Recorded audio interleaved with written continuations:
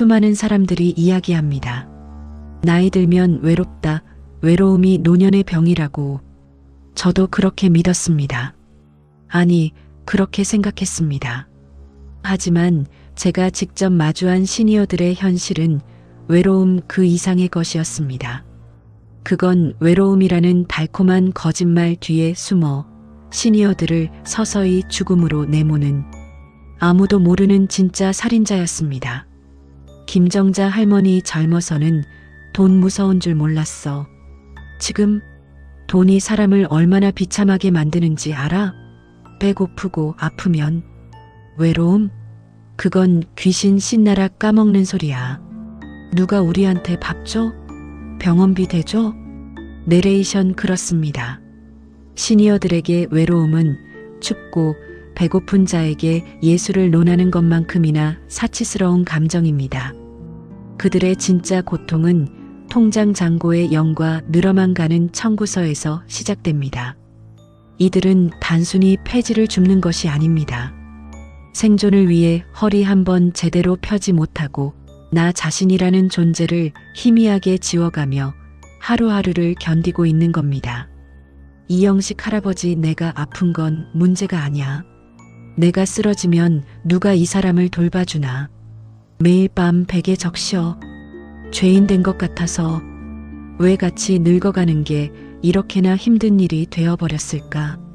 최순자 할머니 손주 얼굴 한번 보려면 한 달 전부터 예약해야 해. 자식들이 바쁘니까. 이해는 하지.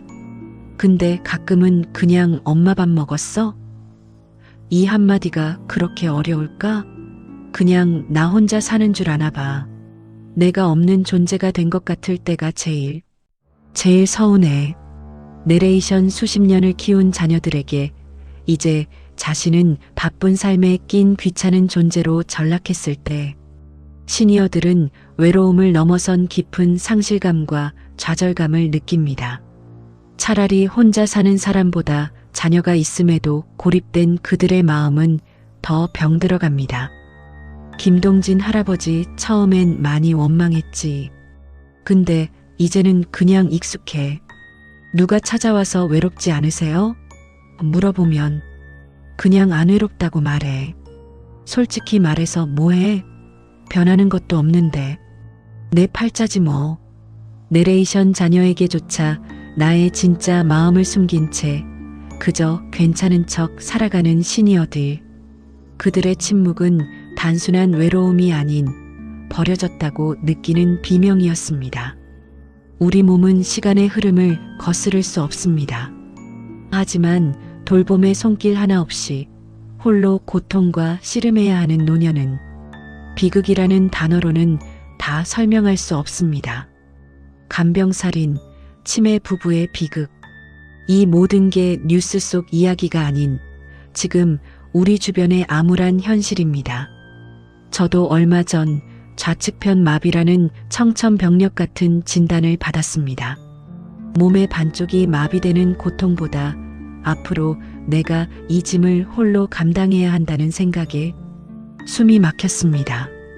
누군가 괜찮다 말 한마디만 건네줘도 눈물이 터져 나올 것 같더군요. 외로움이요? 아픔과 두려움 앞에 외로움은 존재하지도 않았습니다. 그저 막연한 절망감뿐이었죠. 박술래 할머니 젊어서는 몸이 재산이라고 했는데 삭신이 다 쑤셔. 약 없으면 하루도 못 살아. 이젠 약 기운도 안 들어. 아파도 아프다고 못해. 누구한테 말해. 자식한테 짐 될까봐. 그냥 아무것도 모르는 바보가 돼버렸으면 좋겠어. 내레이션. 오늘 우리는 시니어들의 삶 깊숙이 숨어있던 진짜 살인자들을 마주했습니다. 그건 외로움이라는 단어로 퉁 칠 수 없는 빈곤, 질병, 그리고 가족으로부터의 단절이었습니다. 우리는 이 불편한 진실을 언제까지 외면할 수 있을까요? 과연 우리 사회는 이대로 정말 괜찮은 걸까요? 하지만 이 고통 속에서도 포기하지 않고 삶을 읽어나가는 이들이 있습니다.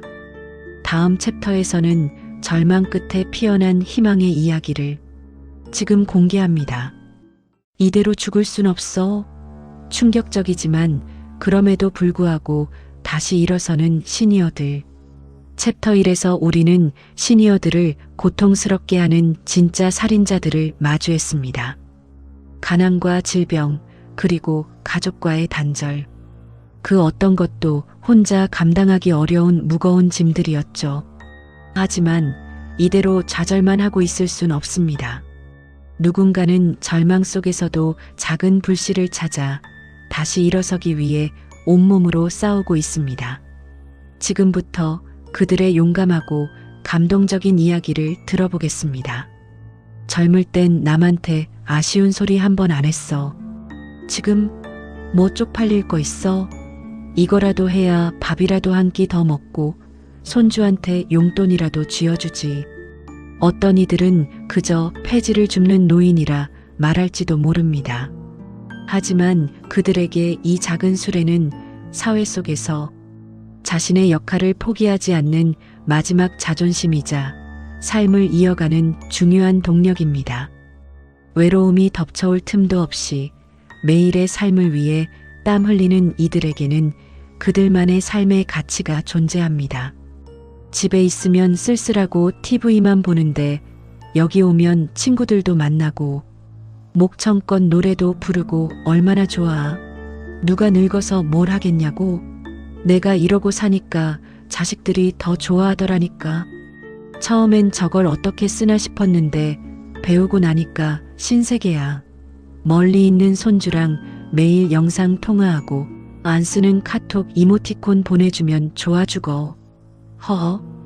복잡하다고만 생각했던 스마트폰이 시니어들에게는 닫혔던 세상을 여는 마법의 문이 되고 있습니다. 이제는 톡 한 번으로 멀리 떨어진 가족과 소통하고 온라인 동호회에서 새로운 취미를 공유하며 외로움을 잊고 있습니다. 여기서 친구들 사귀어서 같이 맛집도 가고 건강 정보도 공유하고 그래. 누가 보면 젊은 애들 같다고 놀리지? 이제 집구석에만 앉아있을 때가 아니야. 저 역시 지난 챕터에서 이야기했던 살인자들에게 잠식될 뻔했습니다. 갑작스러운 좌측편 마비는 제게 육체적 고통뿐만 아니라 모든 것을 잃은 듯한 절망감과 끝없는 고독을 안겨줬습니다. 제가 무엇을 할 수 있을까? 이대로 끝나버리는 걸까? 수많은 밤을 번뇌했습니다. 불안과 두려움은 저를 갉아먹었고 아무것도 할 수 없다는 무력감은 저를 바닥까지 끌어내렸습니다. 세상과 단절된 기분, 말 그대로 외로움의 늪에 빠지는 듯 했죠. 이따금 찾아오는 우울감은 이대로 죽을 순 없어 라는 제 내면의 작은 목소리를 묻어버리려 했습니다. 하지만 저는 포기하지 않았습니다.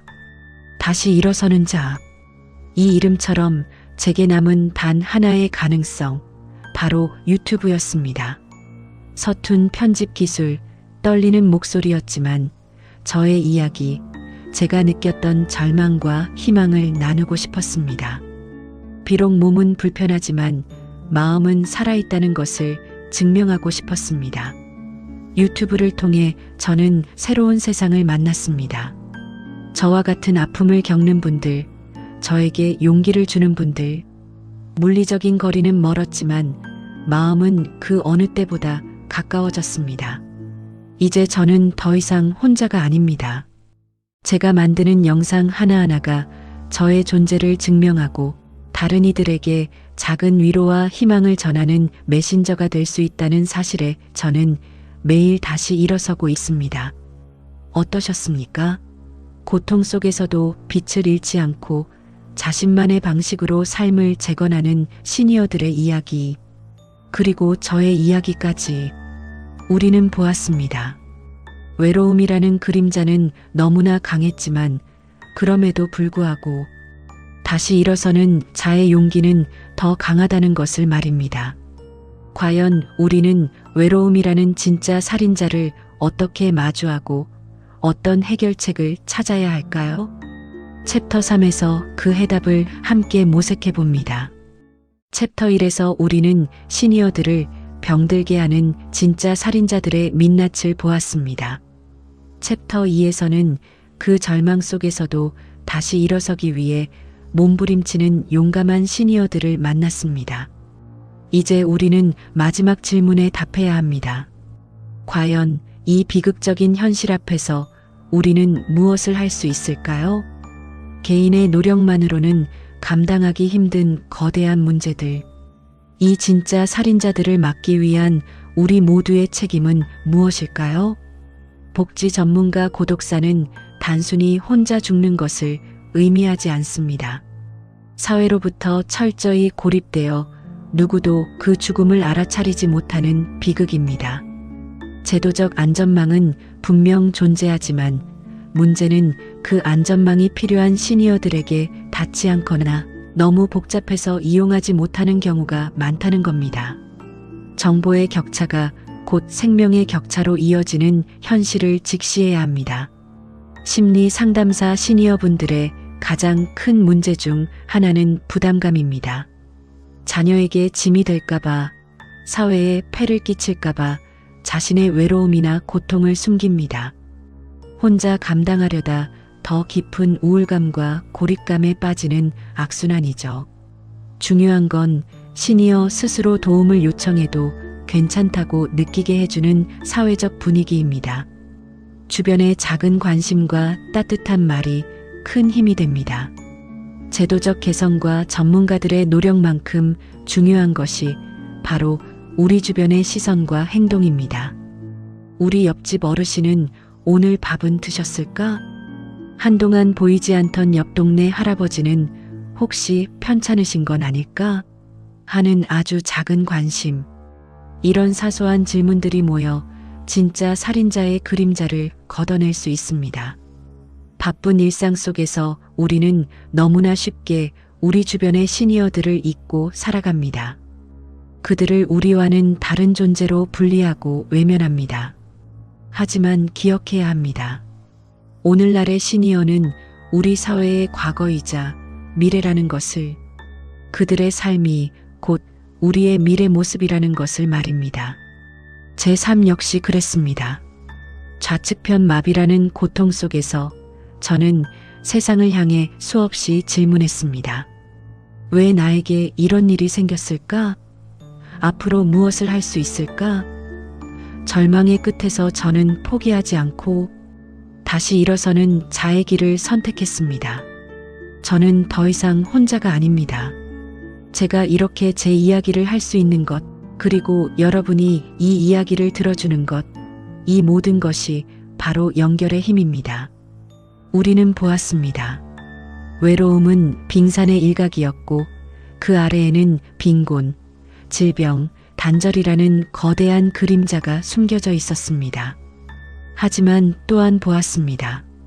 작은 관심과 제도적 지원, 그리고 포기하지 않는 개인의 의지가 모였을 때 그 그림자를 걷어내고 새로운 삶의 빛을 찾을 수 있다는 것을 말입니다. 이 영상을 시청하고 있는 당신에게 묻습니다. 당신의 부모님은, 당신의 주변 시니어들은 지금 정말 안녕하신가요? 그리고 우리는 그들을 위해 무엇을 할 수 있을까요? 저는 믿습니다. 우리가 서로에게 작은 불씨가 되어줄 때 모든 시니어가 다시 일어서는 자가 될 수 있다는 것을, 그 희망이 결국 우리 모두의 행복한 미래를 만들 것이라고. 챕터 1에서 우리는 시니어들을 고통스럽게 하는 진짜 살인자들의 그림자를 보았습니다. 챕터 2에서는 절망 속에서도 용감하게 다시 일어서는 이들의 빛나는 이야기를 만났고, 챕터 3에서는 이 사회가 나아가야 할 방향에 대해 함께 고민했습니다. 사랑하는 시청자 여러분, 우리가 외로움이라고 불렀던 그 그림자 아래에는 빈곤과 질병, 그리고 가족과 단절된 아픔이라는 거대한 문제들이 숨어 있었습니다. 이 문제는 결코 개인의 몫이 아니며 우리 사회가 함께 풀어가야 할 숙제입니다. 하지만 동시에 우리는 보았습니다. 포기하지 않고 자신의 삶을 지키려는 시니어들의 용기, 그리고 서로에게 건네는 작은 관심이 만들어내는 기적을 말입니다. 스마트폰이라는 작은 도구 하나로 세상과 연결되고 새로운 취미를 통해 삶의 활력을 되찾는 모습은 우리에게 큰 희망을 보여주었습니다. 저는 좌측편 마비라는 절망 앞에서 무너질 뻔했지만 여러분의 관심과 응원 덕분에 다시 일어서는 자로서 이곳에 서 있습니다. 제가 오늘 여러분에게 전하고 싶었던 이야기는 고통 속에서도 나는 아직 살아있고 나에게는 내일을 바꿀 힘이 있다는 메시지였습니다. 사랑하는 시청자 여러분, 이제 여러분의 차례입니다. 혹시 여러분 주변에 외로워 보이는 시니어는 안 계신가요? 부모님께 오늘 안부 전화 한 통 건네보는 건 어떨까요? 아니면 이 영상을 공유해서 우리 모두가 이 문제에 대해 함께 생각하고 이야기할 수 있는 작은 씨앗을 뿌려주실 수도 있습니다. 우리는 혼자가 아닙니다. 여러분 한 분 한 분의 작은 관심과 행동이 모여 이 사회의 모든 시니어들이 다시 환하게 웃을 수 있는 따뜻한 미래를 만들 수 있다고 저는 굳게 믿습니다. 다시 일어서는 자는 앞으로도 시니어들의 희망과 용기 있는 도전을 계속해서 조명할 것입니다. 여러분의 삶에 작은 위로와 큰 용기가 되기를 바라며 오늘 이야기는 여기서 마치겠습니다. 함께 해주셔서 진심으로 감사합니다. 좋아요, 구독 부탁드립니다.